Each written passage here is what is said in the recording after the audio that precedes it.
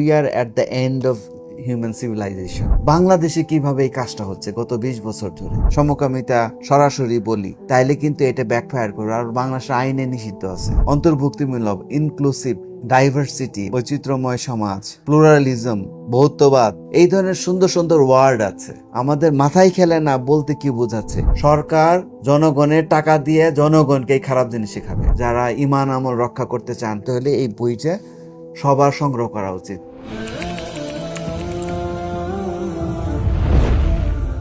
এটা আমার জীবনের সবচেয়ে সেরা কাজ, কারণ ওয়ার্ল্ডে যে সবচেয়ে একটা বড় এজেন্ডা হচ্ছে সমকামিতা এজেন্ডা, কওমে লুত এস্টাবলিশ করা।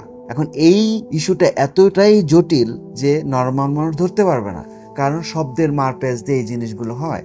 কারণ এটা সমাজে যেহেতু ঘৃণিত, হাজার হাজার বছরের ঘৃণিত বিষয়, এটাকে যদি আমরা বলি যে সমকামিতা সরাসরি বলি তাইলে কিন্তু এটা ব্যাকফায়ার করবে। আর বাংলাদেশের আইনে নিষিদ্ধ আছে এরকম ভাবে শব্দ ব্যবহার করে, যেই শব্দ দিয়ে কিছুই বোঝা যায়। যেমন উদাহরণ দিই, কাউকে বাদ দিয়ে নয়, লিভ নো ওয়ান বিহাইন্ড, জাতিসংঘের একটা ক্যাম্পেইন, মানে স্লোগান। এই স্লোগানে গেছে পুরা জাতিসংঘ এলজিবিটি বান্ধব হয়ে গেছে। এই যে আমাদের দেশে যে অনেক জাতিসংঘ মানবাধিকার কমিশন নিয়েই হয়েছে এই স্লোগানে, কাউকে বাদ দিয়ে নয়।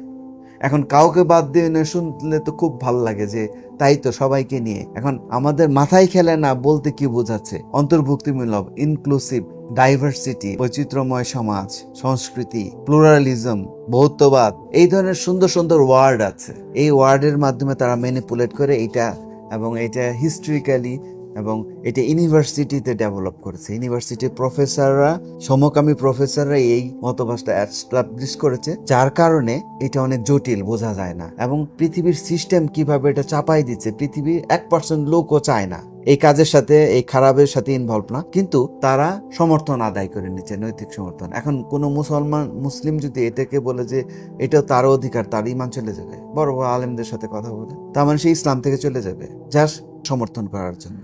এত গুরুত্বপূর্ণ ইস্যু, এবং এর উপর ভিত্তি করে আইন হয়।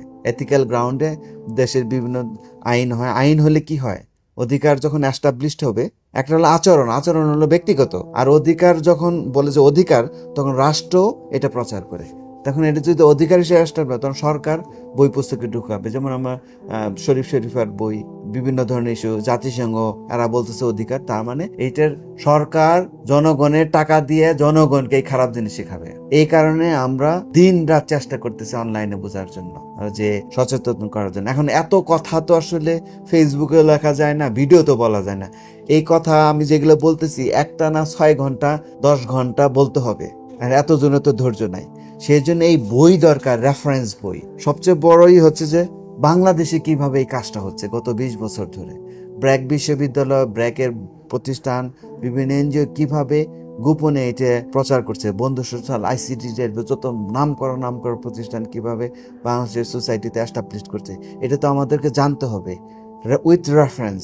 এখন আমি যদি মন গড়া বলি, এটা তো অনেকে জেল হয়ে যেতে পারে এর কারণে। সেই জন্য এই বই তৈরি করার সময় সবচেয়ে গুরুত্ব দেওয়া আছে রেফারেন্সেস। এবং বাংলাদেশ নিয়ে 350 পাতা আছে, এটা 600 পাতার মতো। ছবি দেওয়া আছে, স্ক্রিনশট দেওয়া আছে। এখানে কেউ মিথ্যা বলার কোনো স্কোপই নাই। এবং এই যে ব্র্যাক মডেল, ব্র্যাকের যে সমকামিতা মডেল, এটা নিয়ে যে আলোচনা করেছি, ব্র্যাকের তথ্য দিয়েই তারাই দাবি করেছে, বিভিন্ন শব্দের মারপেজ দিয়ে এগুলোকে অ্যাকুমুলেট করেছে এই বইতে। তো সেই জন্য আমাদের যে এই ফেতনা থেকে মোকাবেলা করতে হলে এই বইটা সবার সংগ্রহ করা উচিত। যারা ঈমান আমল রক্ষা করতে চান, শুধু নিজের পরিবার রক্ষা করতে চান। এখন আপনার সন্তান, আপনার নাতি যে এদিকে চলে যাচ্ছে, এবং বাংলাদেশে হাজার হাজার ঘটনা ঘটতেছে, এখন যদি জানি তাহলে ঈমান আমল রক্ষা করতে পারবো আমরা। সেই জন্য এই বইটা আপনারা নিজেরাও পড়বেন, এবং আপনাদের কমিউনিটিতে, এলাকায় বন্ধু বান্ধব কিনে 5 কপি 10 কপি 100 কপি গিফট করবেন। আমি এই বইগুলো যে লিখছি, প্রত্যেকটা বই লিখছি পিওরলি দাওয়াতের কাছে, ঈমানের মেহনত হিসাবে। তো সেই জন্য আপনারা ঈমানের মেহনত হিসাবে এই মেসেজগুলো পৌঁছাই দিবেন। তো হয়তো আমাদের অলসতা কাজ করে, কিন্তু ঈমান হলো সবচেয়ে গুরুত্বপূর্ণ বিষয়। তো সেই জন্য এখানে এলজিবিটির কারণে সামাজিক কি প্রবলেম হবে, স্বাস্থ্য সমস্যা থেকে শুরু করে পারিবারিক সমস্যা, সাইকোলজিক্যাল ডিসঅর্ডার থেকে এমন কিছু নাই যে এই জিনিসগুলো আছে। এবং অনেকের ধারণা, অনেকের প্রশ্ন হতে পারে কেন এত খারাপ জিনিসটা ওয়ার্ল্ডে প্রচার করছে, এটার উত্তর এই বইয়ের মধ্যে আছে। আপনি অবাক হয়ে যাবেন, সারা ওয়ার্ল্ডের মানুষ পাগল হয়ে গেছে। বড় বড় পলিসি মেকাররা কেন পাগল হলো, এটার উত্তর আছে এখানে। কেন টেক জায়ান্ট গুলো, বিলিয়নিয়াররা পাগল হয়ে গেল? তার মানে we are at the end of human civilisation. তো এখন এই যে চ্যালেঞ্জিং টাইম আসতেছে, আমাদের মুসলিম হিসাবে ঈমান রক্ষা করা হচ্ছে সবচেয়ে গুরুত্বপূর্ণ কাজ। এজন্য যারা বই পড়েন না তাদেরকে অ্যাটলিস্ট এই বইগুলো পড়তে হবে নিজের ঈমান রক্ষার্থের জন্য।